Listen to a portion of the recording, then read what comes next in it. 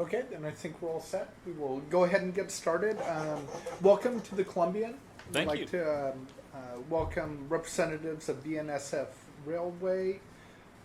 Let's see, Andrew Johnson and Matt Rose, the executive chairman, and Johan Hellman. Thank you for joining us. We're here to talk about rail safety, which is a vital interest to our community, so I appreciate you joining us. Also, I think you met the members of the editorial board. I'd like to introduce Gordon Oliver, our business editor, will be sitting in, and reporter Eric Flora. They will not be asking questions in this form, but they might try and corner you afterwards. And just so you know, we are videotaping this for possible use on our website. So we'll go ahead and get started. Matt, what steps, give us an overview very quickly of what steps have been taken to improve rail safety, specifically regarding oil transport. Sure. So we've been working with the federal government, specifically the Department of Transportation, and then underneath that an organization called PHMSA, which is the hazardous material for the entire country. They regulate all hazmat, transportation, production, all that stuff. And really, it's in connection with, there's really been 4 crude by rail accidents over the last 2 years. The one that, of course, garnered the most attention was the tragic accident in Quebec that was resulted in a number of fatalities. And then there's been 3 in the United States that have not had any fatalities. So we've been working through with both the oil industry under their API group, the railroad industry under their AAR group, and the DOT as well as PHMSA on 3 focus areas. The first, of course, is prevention of a train wreck, and certainly anytime you can do that, then everything else is much easier. But prevention has been an area that we've looked at. The second is mitigation, and that's really around strengthening the tank car, looking at different components of the tank car, quick release valves, making it thicker, making it stronger, putting the areas around the valving, things like that. And then the third is response, and the response has taken the form of both industries, the oil industry and the railroad industry, coming up with new opportunities of better response training, looking at, we've set up a group out in Pueblo, Colorado, which many of the responders, first responders from the state of Washington will attend this year. It started July 1st. We've already had several hundred people around the country go through it. BNSF is going to end up with about 1,500 people total from all of our service areas. So we believe that this is a situation where we don't own the tank cars as of yet. We have a obligation through our common carrier law that we have to haul not only crude oil, but ethanol and chlorine and ammonia and benzene and all these various things. But we think that the risk associated with hauling crude oil can go down greatly, and that's what we're focused on. The DOT put out a rulemaking in July, and then there's a 60-day comment period after that, which there will be everybody from local communities to railroads to tank car owners, tank car leasing companies. I assume there will be thousands of letters that will go in on this rulemaking. And then after that, I think that the federal government is committed to getting this rulemaking out fairly quickly, not knowing what that means. But I think that given the fact that Canadian transportation ministers already progressed some rulemaking, I think that you'll see the federal government move fairly quickly. Well, you're not getting a lot of love in some parts of the country, certainly here. Yep. Probably on some level an example of that. What do you think's at play here for this no love? Well, I think that people they're seeing something that's new, and I think there's a real case to be made around energy independence for our nation, and yet when we think about some of the social costs of that, whether it be more congestion or more rail traffic or more pipelines, things like that, I think that's difficult. But I mean, the reality is, truly for the first time, we have an opportunity to not have to import oil from a lot of the parts of the world that are not our friends. And the railroads are a piece of that. You guys have been out, or your paper's been out to the Bakken. That is oil that would, quite frankly, would be otherwise trapped oil if the railroads weren't hauling it. And we don't really have a choice anyways. We have to haul it. We've got, we're part of this community. We've been part of it for probably 130 years. We have people that work here and play here and love it here. And that's why we're really focused on, quite frankly, the tank car standards and trying to make sure that we get a tank car that actually can improve the safety. So is it your view that that you can win over the naysayers? I don't know. I mean, I'm not sure that that's our ultimate objective. Our focus is to run a really, really safe railroad, prevent accidents, and provide commerce for the employees, for the people in this state to be able to work. I mean, trade in this state, I think, accounts for about 30%, both inbound and outbound. The railroads are a huge facilitator of that. And certainly there are always issues around, congestion at grade crossings, things like that. And over a long period of time, I hold the state of Washington up as a model of some of the things we've done in terms of public-private partnerships of solving some of these congestion issues, noise issues, things like that. I mean, obviously, you're a railroad company and not an oil company. Right. And I certainly appreciate that. Both oil and coal is an issue of conversation. Sure. Here in this community. Would the railroad company, would your company actually look at sort of a long-term analysis at the future of hauling oil, for example, or at the future of hauling coal, even though, again, that's not completely your wheelhouse, but you are the hauler. Do you guys actually look at saying, I think we've got another 10 years or 20 years of being able to haul this stuff before circumstances, alternative energy, for example, might come into play and say, okay, they're not a player anymore for us. Do you guys look at stuff like that? I would say we look at it on the coal business. I'll give you an example. The latest EPA regs, we've certainly looked at where we think which of our utilities that we serve where we will no longer be serving them, because as we plan out our capital investments, we want to make sure, like, quite frankly, the Boardman plant will go offline, I think, in 2020, 2021, something like 2020. Yeah. So, we will want to be very aware of that. But, we don't pick winners and losers in the energy game. I mean, we haul wind blades, we haul solar panels and intermodal, we haul coal, we haul oil. It's not ours. We don't really have a choice. We have a common carrier obligation to haul all business, whether it be grain or oil or the imports that come into your state or the cars. So we really don't sit around and think, gee, what's the next change from a market regulatory standpoint that's going to move this market. Yeah. So you would never take a philosophical stance as to what you would haul and not haul. You mean like from a carbon intensity standpoint? That's an example, right? Yeah, no, we can't. I mean, it doesn't matter. We have a common carrier obligation under the statute, the federal statute, that they don't say, and by the way, if you feel like you shouldn't haul chlorine, don't haul the chlorine, because there's I would love to be out of the chlorine business tomorrow.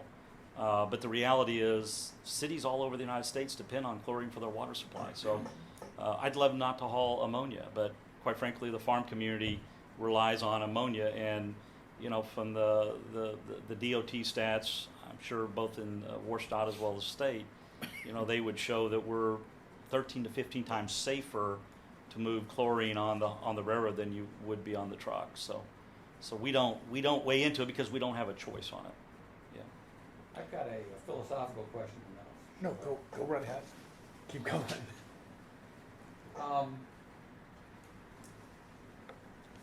As you likely know from this area. From an environmental standpoint, from an aesthetic standpoint, people, love the Columbia River, they love the gorge. It's held up probably, certainly throughout the country, maybe even throughout the world, as this sort of beautiful place that was carved out of eons ago. What would it take to get the railroad to move their tracks away from the Columbia River? I can't even imagine, really. I don't even know if you could do it with all the permitting issues that our country finds ourselves. You have to remember these railroads were built 120 to 150 years ago, back in a time where, people thought there's a national need to have a railroad out here and to provide commerce and, quite frankly, passenger. Right. And now to pick up a railroad, I'm not trying to beg off your question. I'm not sure it's possible. Yeah, and honestly, the reason why I'm asking that question is you're obviously better than I, but you're absolutely right as to the dynamic of how this thing played out 100 plus years ago. More level land, access to the river, all of these necessities. It made sort of perfect sense for the railroads to go where the railroads have gone.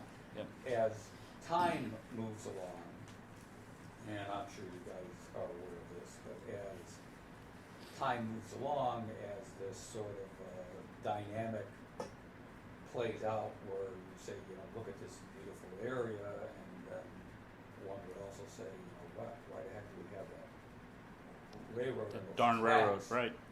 That darn railroad, probably worse sometimes. Why do we have that darn railroad sitting there? Sort of like, hey, if I had a magic wand, Sure. Let's get rid of that thing, or let's move them over to the Oregon side. We don't much like Oregon. Let's move over to the Oregon side and leave this side, pristine, but probably not in the cards. Yeah, I wouldn't. I can't imagine. I hear your point. James J. Hill was the railroad builder back 120 years ago when he laid out this. He was actually Canadian, but when he laid this out, I don't think he ever contemplated there'd be windsurfers on the gorge. Well, And he wasn't thinking. yeah, he wasn't thinking big enough. So now these railroads are kind of set. Yeah. We've taken up a lot of railroads in the country since 1978, 79. We've actually taken about a third of the railroads out of our nation. Oh. And quite frankly, a number of the miles in the state of Washington. Old Milwaukee Road used to run through here. Uh-huh. Actually used to be electrified, a little ahead of their time, right? And those were railroads that, quite frankly, went bankrupt through the decades. And but I think it would be a really long putt to think about moving a major railroad now. I think the other thing to consider too is what the modal transfer would look like. If commerce is still going to move, if you remove the railroads, but commerce still moves through the gorge, then you're putting all that traffic on trucks, and that's all going to be on the highways. So then you have a far more profound impact, right? 280 trucks, that's the equivalent of Well, I was actually one thinking train. about rebuilding the tracks near the Yakko. Sort of moving it inland a little bit. Yep. But Dude, quite a ways. But Matt, you mentioned the common carry Yep. obligation, and because of that, safety has been at the forefront. Because Right. you have to carry it. How can we do it more safely? Now, it's my understanding that the derailment in Virginia, that those were the most up-to-date rail cars. Yeah, those. And still, they spilled into the river. They exploded. Therefore, why should people here believe that this industry is safe? Well, those are a couple great questions. But first off, the industry has statistics that we publish to the federal government, and the industry today is the safest on record. We've never had a safer railroad industry, bar none, from day one of operation. And it's because, quite frankly, of technology, good physical plant, operating practices. The cars that derailed in Virginia, a couple of them were what we call the 1232 car, which is what I would call the second generation car. I believe what you're going to see the federal government come out with is a third generation car, what we're calling the next generation car. And that car will actually be better at what we measure everything in what we call conditional probability of release. We've modeled this stuff not only for oil, but we've modeled it through the decades for chlorine, ammonia, benzene, all these various things. And that's the car that we have been working on for a number of years, I would say a year and a half. And that's the car that we've also actually put an RFP out. And it is a car that, quite frankly, has a lot of features that even the 1232 car doesn't. So we will never have an operation that will be 100% accident free. We have 26,000 crossings on our railroad. We have millions of people that cross them every day. Things happen at the crossing. Unique things happen, catastrophic things happen. What we're trying to do with the evolution of this tank car is, though, to reduce that probability of release, and we believe that this tank car really will be a significant improvement over the When will previous this tank be cars. out? Where is it Well, in we're the waiting on the process? federal government. We believe, I really do, I don't have any inside information, but I do believe they will have it done by the end of this year. And then the rail car builders, one of them is here in Portland, has been working hard to put forth a preparation to be able to build these new cars. And I think you'll see a lot of capital flow to the car markets, and you will see a lot of these cars built quickly, because the proposed rulemaking calls for a 2-year phase out starting next year. So I call it almost a 3-year phase out, but it depends on when the reg gets out. So I think you'll see an aggressive move, and it's not only for oil, it's also for ethanol as well as all hazardous flammable commodities. I don't think you're in the pipeline business, but how do you make a case as to why transferring of things like oil makes more sense via rail car as opposed to pipeline? We really don't. We got a little bit into with the Keystone, issue for our country's obviously been the tar baby, and the pipeline guys came out and said, it's a lot safer to haul it in pipeline than it is in rail car, and we took a little exception to that. But at the end of the day, they're both very safe on a statistical standpoint.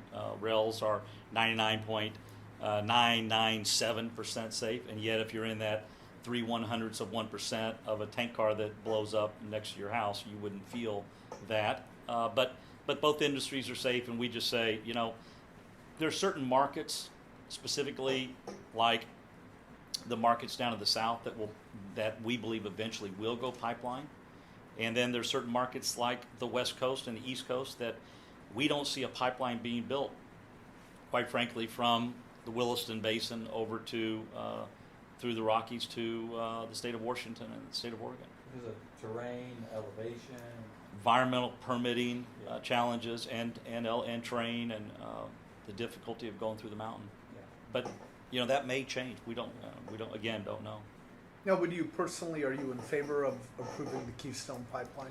So personally, I served on the President's Jobs Council, and I voted to support the Keystone Pipeline. And since then, we don't take a position on it. It's like they got their issues, we got our issues, but we're in favor as an infrastructure, big infrastructure provider. We're in favor of all infrastructure. We're not going to sit there and pick winners and losers and say we don't think the more highways should be built, or we don't think more pipelines.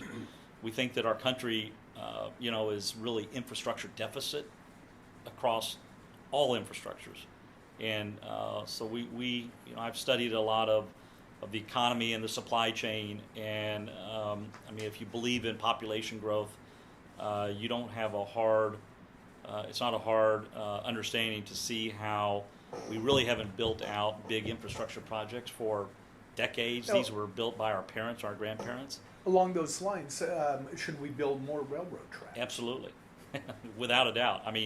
It's the safest, most efficient, least carbon intensive form of surface transportation, and so we're doing that. We've got an all-time record capital investment this year, $5 billion. Industry has an all-time record capital investment, but we are not prepared if this economy feels like it's coming back to its more firm footing, 3 to 4% type growth. All these various infrastructures, your port here, the highway system, the intermodal connectors, the waterways, the railroads, we all need more and more capacity. Do you see any additional capacity coming down the Columbia River, down to the border? We have put in some siding capacity, and we'll continue to do that. We have physical constraints of being able to lay a double track all the way through the gorge, but we are selectively putting in more siding capacity to be able to get more trains maneuvered through there. Yeah. I don't know what kind of planning you do out 10 or 20 years, but what do you think will happen with the volume coming down through the gorge, say, in 10 or 20 years? Well, I don't even know how many trains are coming through there now, 30-some maybe. Yeah. I mean, it's, again, I think when we think about, we always think in a 10-year view, but we start with population growth, and then the big game changer for the railroads over the last 40 years has really been global trade. I mean, the old railroad that was around when we all grew up was this raw materials into a plant site, make something, and then send something out from that plant site. Today, we're shipping raw materials to the ports. They're taking them over to Asia, China, Indonesia, wherever, shipping finished goods back, some coming back over air, some water. Then they're coming back into the supply chain, and we're shipping them to the destination warehouses here or inland. And so, our economy, and certainly, again, you see it in the state, is probably around 1/3 to 40% some sort of trade-driven growth. And so, up all these manufacturers here that export all this stuff, it's been, there's a lot of debate around trade, but at the end of the day, there's been a tremendous amount of jobs created, and the stuff's got to move to these waterways or to these airports to get transported. And so I think if you believe in, we're at 312 million people a day. The forecasters would tell you we'll be at 335 million by the year 2035, 2040. There's actually studies that talk about the amount of tons of stuff that people consume every year, whether it's building a house or driving a car, all this stuff, and it's got to be transported. And yet trade has really created more transportation than the old domestic economy that the United States used to have. And so I think you're going to continue to see more and more, and you're going to see more agricultural that wants to go out of these ports. Coal is always a hot topic debate. You're going to see more inbound containers come in. Forest products is actually our second largest commodity that we ship out of this state. And you'll see more forest products as people build more apartments, build more houses, things like that. So you don't think is anything out there that would threaten what I would call railroad technology? I mean, it's very old technology, just a print newspaper is very old technology. It's very old technology. Is there anything out there? Something destructive? Yeah, disruptive. Yeah, disruptive, not destructive. Yeah. Thank you.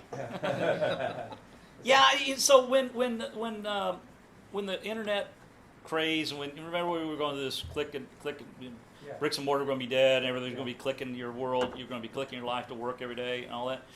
We did. We sat there and said, wait a minute, what happens if everybody's clicking themselves to death here? Actually, our business went up because people started shipping things further distance in small packages, and so like UPS and Federal Express are a couple of our large shippers. Yeah.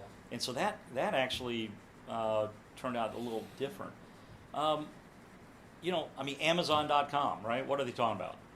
Flying drones. They're going to have these drones bringing your package. We've had an hour conversation about that. Well, what does that look like? Drones. That much time on it. Good. I think some other people have spent a little more time on it, but I spent an hour on it. And so, we have to continue. Here's what I told, my boss Warren when he bought the railroad 4 years ago. If you believe in population growth, and if you believe that we've kind of moved in terms of fuel prices from that $15, $20, $25 a range to, and everybody can speculate whether it's going to be 95, like 97 a day, or 75 or 100, but it's not going to go back down to $20 and $25. The idea of $1 a gallon gas is beyond us. If you believe that long term we're going to be pricing carbon, right, and if you believe that our federal government is always going to be challenged to raise more discretionary funds to have a big highway build out, if you believe in those four things, the railroad is going to do really well, because we're the most fuel efficient, we have the lowest carbon intensity, we have the ability to generate our own capital, because we make money and we throw money back into the physical plant at about 20% of our revenue, and generally we can continue to build out the railroad to handle that next 20 or 25 million people. So how profitable are you? I've always considered us to be, we make enough to justify the level of capital we spend. When you look at really heavy capital intensive companies, capital intensive industries, we would be kind of at the far right of that, spending again 20-21% of our revenue in capital. Our returns are what I call mid-teens, certainly not like a tech company at all. Certainly better than, I used to serve on an airline board, certainly better than an airline. But we've got a regulatory agency that overlooks our business, about 50% of it. And so we kind of have a natural maximum that we can actually make. The reality is, though, we just need to be able to make enough to justify what we call kind of the double-digit type returns that will allow us to continue to flow the capital in. The railroads in the 70s, 60s and 70s were quite frankly left out for dead. And as the interstate highway was being built, being completed in the early 70s, everybody thought the railroads were literally dead. And then the airport system was developed, and everybody got off riding passenger trains, and trucking deregulation happened in 1980, railroad deregulation, and I think that the majority of the people thought that the railroads wouldn't make it. And so you had a lot of bankruptcies. I said about a third of the miles went bankrupt. And yet, as population grew, as gas fuel went up, and as the build out of the highway system stopped, I mean, since 1970, we've added 97 to 100% more VMTs, more vehicle miles traveled on our highway system, and we've only added 9% more miles. And the same numbers, we've added 60 to 70% more gross ton miles on the railroad, and we've actually shrunk the railroad by a third. So it's been a humongous productivity initiative, and which has created the profitability for the railroads. So you don't have any governmental financial help? We get, I would say, 0.5%, and that's typically in what we call public-private partnerships, where it's typically at grade crossings. And then the president launched about 4 years ago, had a passenger rail initiative, and there's been some money specifically in this state that we've gotten to build out the right of way to add more capacity and increase the speed of the Amtrak trains, or the Sounder trains and the Cascades that all run on our railroad. But it's allowed them to, quite frankly, or will allow those trains to operate better. So what a 1/2 of 1%? What's that dollar amount? I would say we probably average $75 million a year, $50 to $75 million a year, and we'll get a grant for $200 or $300 million, but it'll be over several years. Yeah. And I'm sorry, and that's 1/2 of 1% Of our total capital. Okay. Yeah, 99% of what we spend is our capital. Yeah, so this year $5 billion. With the vast growth in the past couple of years of commodity transport, can the passenger trains survive, or are they just going to get pushed aside? Well, we have a part of when Amtrak, what I would call, had the national statute. A part of that includes making sure that the railroads provide priority for Amtrak. So you got the Amtrak network that's set, and then all the rest of the stuff, the Cascades, the Sounder up in Seattle, the North-South, the Everett, and the Tacoma Sounder. Those have all been, quite frankly, negotiated privately with us. And so when we did the Sounder South, we negotiated X number of train starts. I think the number was 18 total, 9 each way. Yes. About 18, and so we negotiated that for X number of millions of dollars. I think it was $300-ish million of capacity to put in to allow more passenger trains without harming the freight business and give those passenger trains a priority. We are in the process of now, we're going to be adding another Sounder South Yep. in this year, sometime. In the Close. 2015, 2016. 2015. And so the question is, can the passenger train survive? I don't think it will be railroad service that hurts it. I think it'll be lack of funding at a national level. I think you'll see the states do fine with it, and we do see a real value of commuter, but short haul. The concept of somebody taking an Amtrak train from Portland to Chicago and taking, 4 days. I mean, I guess if that's what all of us collectively as taxpayers want to provide, that's fine. But that's not, we're not weighing in on that policy. Now, the oil terminal over at Claskenai in Oregon has stopped accepting the older tank cars. Claskenite, I'm not familiar with that. Okay, because That's that wouldn't be your line. West, yeah, that's Yeah. But they've stopped accepting Genesee the older. Okay, Genesee They Wyoming. only bring in the newest 1232, tank cars yeah. and offload those. Is that an overreaction on their part? I don't think so. I think that's appropriate, and I think you'll see the federal government with a pretty aggressive phase out of those what we call the M111 cars.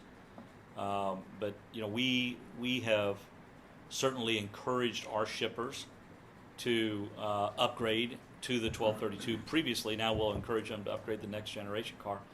We're a little concerned that the Canadian regs have to be harmonized with the U.S. regs, because Canada has already drawn a line on the older cars, and the thing we don't want is for those older cars to come down to the United States.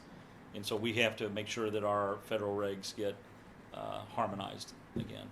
What's your stance on this proposed oil terminal here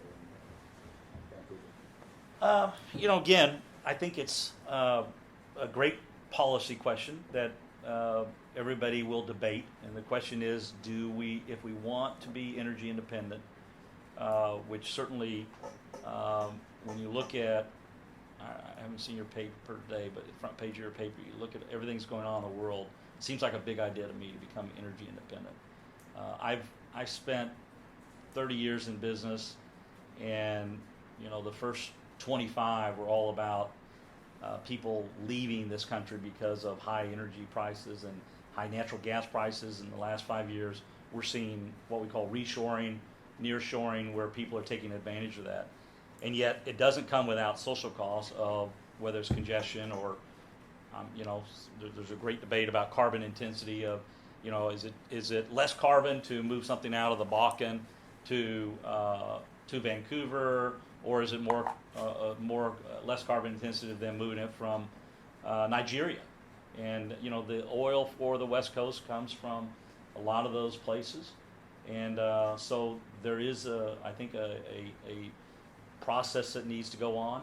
The reality is today we're already hauling oil trains through the state, probably 14 to 18 a week, and as the process and I think there's a very significant process already in place. As that goes through, I'm sure that there will be a time that there's an opportunity to talk about, okay, what additional steps can be taken, both from rail operations as well as terminal operations that would, again, further reduce the probability of a release. What are there things that could also impact the additional trains that are already moving through the state? And we're certainly open to that, and we're not progressing the permit. That's not our deal. That's Tesoro and Savage. But we're involved because it won't take long before the process will get to us to say, okay, well, let's talk about train congestion. Let's talk about number of trains. We're talking about things like that. So we're paying very close attention.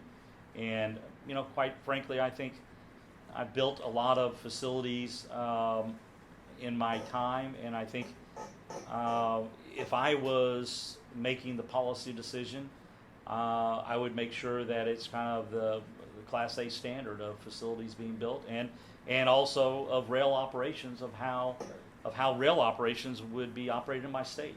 And I think there's a willingness and an opportunity to, whatever the federal regulation does, to actually improve it even above that in a number of things. And we are open to those discussions. Right, but, assuming that it ultimately is a safe Yep.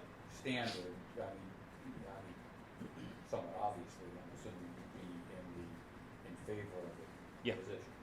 Yep. Do you guys follow the interest in that particular topic here in Vancouver? You bet. What do you think of it so far? Well, I think it's what I like most is that there's actually a process in place to handle this. In a lot of situations, there's not a process, so it's kind of, go along, get along, make it up. And I think that that this thing's going to get a thorough vetting, and then it will go to the governor, and he'll have to make a decision. I mean, obviously, you're aware that the Port of Vancouver said yes, and that the City of Vancouver said no. Interesting. That word doesn't mean anything. Interesting. I thought it was interesting. You gotta get Vancouver, more. Port of Vancouver. Yes, no. If you were a betting man, how would you bet the governor will go on this? I think he's pretty well stated on his desire to move to a less carbon intensive environment. But I also think that this is I think becoming energy independent for our country is really a compelling. Yeah, but let's say you had to put $5 on which way he's going. Oh, I have no idea. No idea? I bet you do have an idea. I bet you're just not saying what the idea I really don't. I mean, I think it depends on how strong of how strong of a program that all the parties can put together. Yeah. I'll give you a $5 bill after that. Gentlemen, anything else? Great. Well, thank you very much for coming in. You bet. Appreciate it. All right. Thank you. Good to see you guys. You gentlemen might hang around for 5 minutes? No, that's fine. We got it. Okay. More than happy to. Appreciate it. Thank you. Here's okay.